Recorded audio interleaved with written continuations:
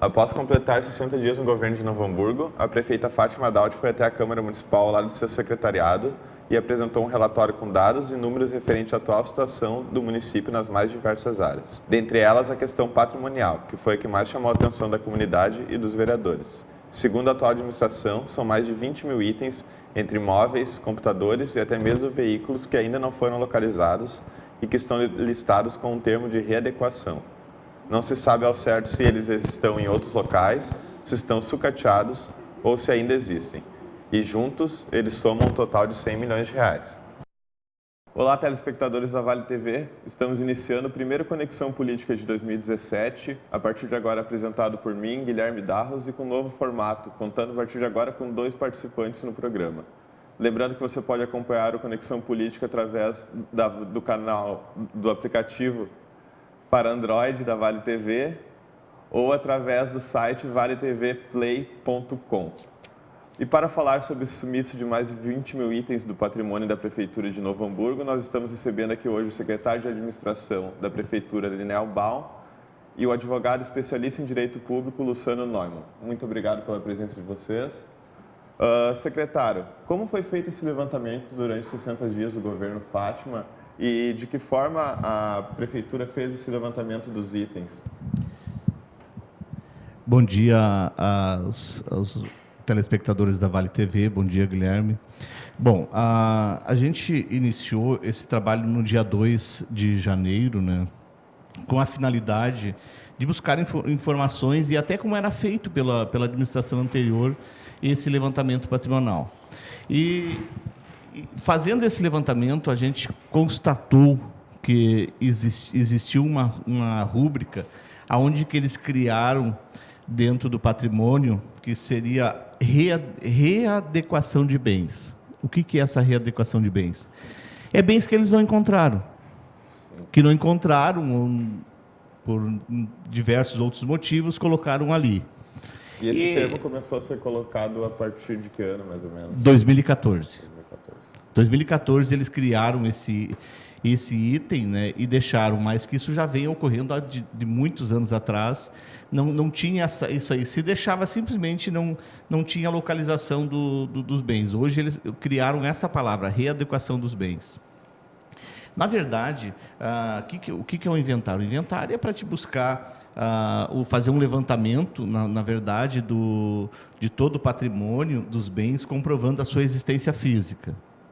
Tu compra o bem, entra uma nota fiscal e ali é feito essa existência dele. Inclusive, hoje, nós temos tipos de etiquetas que comprovam que existem os bens, né? Etiquetas sem definição, nós temos em torno de quase 3.500 etiquetas, né? E as metálicas, aquelas adesivas, que é a correta, nós temos em torno de 56 mil. E o engraçado dessa questão aqui, que a gente fica muito preocupado, né, que foram, inclusive, bens que constam numa escola, e eles colocaram como não existe esse bem, que está em readequação de bens. E o do mais, ainda a gente constatou, inclusive, que houve também o sumiço na época de uma... Aqui eu tenho aqui de uma arma de fogo. Sumiço de uma arma de fogo? Sumiço de uma arma de fogo. Isso foi lá... da guarda? Da guarda municipal. Na época eles deram isso foi em 2010, se não me falha a memória. E nós temos 363 bens que foram dados como valores não são atualizados, também inclusive baixados por ocorrência policial. Eles fizeram uma ocorrência e esses bens não encontraram. E dentre eles está uma arma de fogo, né? Fizeram uma ocorrência de roubo, no caso. É uma ocorrência de roubo, do sumiço disso aí. E daí, o mais que nos chamou a atenção foi da questão da arma de fogo. A gente foi até a Guarda Municipal,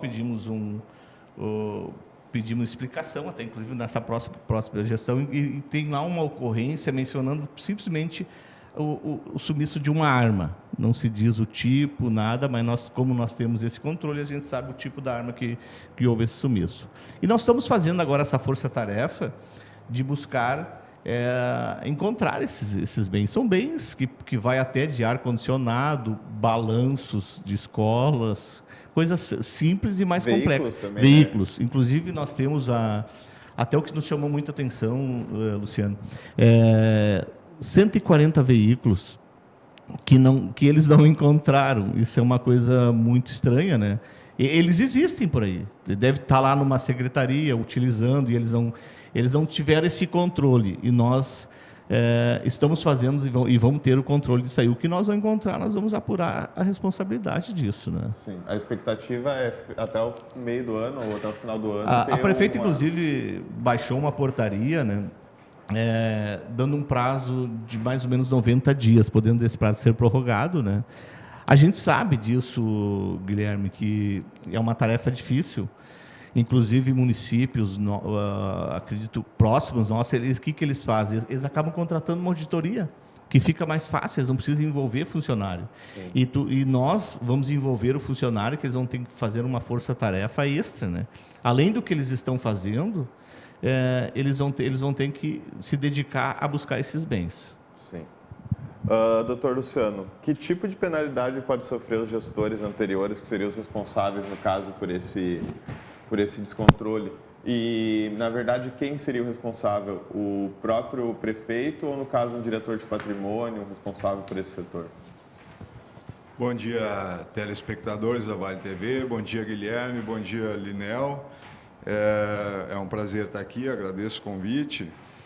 Bom, as penalidades, elas dependem muito do tipo de ato que aconteceu, né? A Lei da Improbidade Administrativa, ela cita alguns tipos de penalidades conforme o que ocorreu.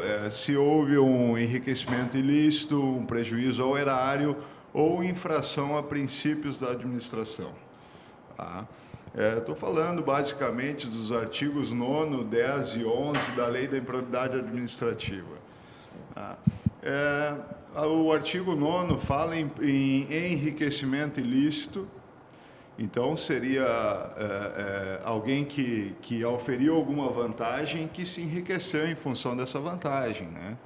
O artigo 10 vai falar basicamente em prejuízo ao erário, né? Que está muito interligado, na verdade, o artigo 9º e o 10. Prejuízo ao erário, então está claramente essa situação aí que o secretário vem relatando. Se houve uma apropriação indébita desse bem, se houve um prejuízo nesse sentido, sumiu o bem e alguém oferiu essa vantagem para si, trouxe esse patrimônio para si, certo? Sim.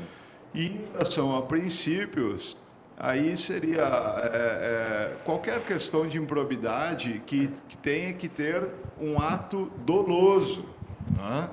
Os artigos 9º, principalmente o artigo 10, da Lei da Improbidade Administrativa, independe de dolo. Pode ser uma ação culposa, pode ser uma ação... O que é dolo? Dolo é a vontade do agente em fazer, em causar este prejuízo.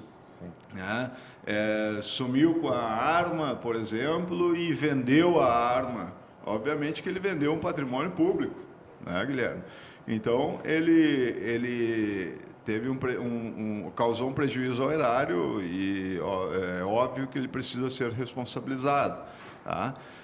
No artigo 11 da Lei da Improbidade Administrativa fala em vários princípios da administração pública, mas neste caso precisa ser provado o dolo, a vontade do agente em ter causado esse prejuízo, ou essa infração a princípios, né?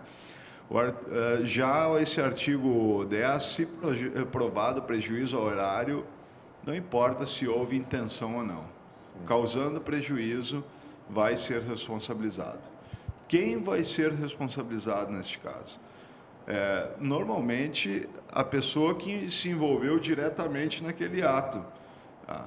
Mas às vezes fica difícil saber exatamente quem foi. Então, normalmente numa ação de improbidade administrativa ou numa ação civil pública que vai apurar esse tipo de responsabilidade, acaba recaindo sobre o chefe da pasta, né?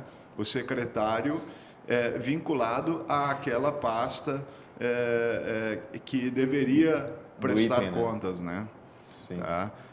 As penalidades são variadas, né? Suspensão de direitos políticos, perda da função pública, isso pela lei da improbidade administrativa, sem afastar qualquer outra infração penal, né? Ou até mesmo a incidência da lei da ficha limpa. Quem é condenado hoje na lei da improbidade administrativa, automaticamente acaba ficando inelegível, né?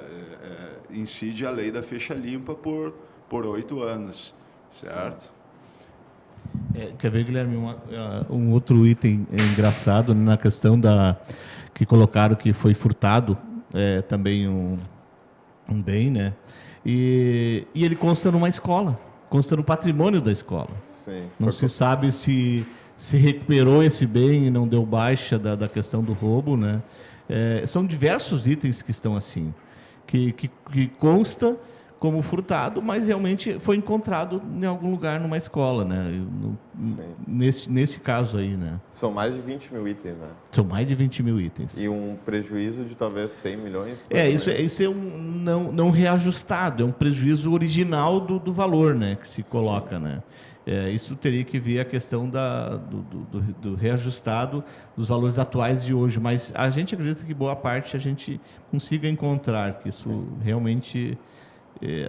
a palavra não esteja organizado, eles simplesmente foi deixando, passando, e a facilidade deles foi colocar em readequação de bens. E são itens que têm condições de uso ainda? Alguns? Ah, sim, tem itens que têm condições de uso, sim, com certeza, né? E alguns, será que foram adquiridos novos para repor esses, mas na verdade esses ainda têm condição, no caso... Pode ter acontecido, né? A gente pode ter acontecido, né, nessa questão, entre itens assim que é até estranho, assim, ó, entre ar-condicionado, balanços de 3 lugares de escolas, um veículo Gol que esse não se encontrou ainda, né, não sabemos o destino dele, está se procurando, mesas, computadores, estabilizadores, até persianas que se tem registrados, né? E não sei se pelo uso ela estragou, o que foi que houve. Isso tudo a gente tem que apurar, mas tem que apurar. É um bem público, né? A gente está para isso, para preservar o bem público. Se ele não tem condições de uso, tem que se colocar leilão ou questão da depreciação do bem, né? Isso tudo tem que ser feito, né? Sim. Nós vamos para um breve intervalo comercial e já voltamos com mais Conexão Política.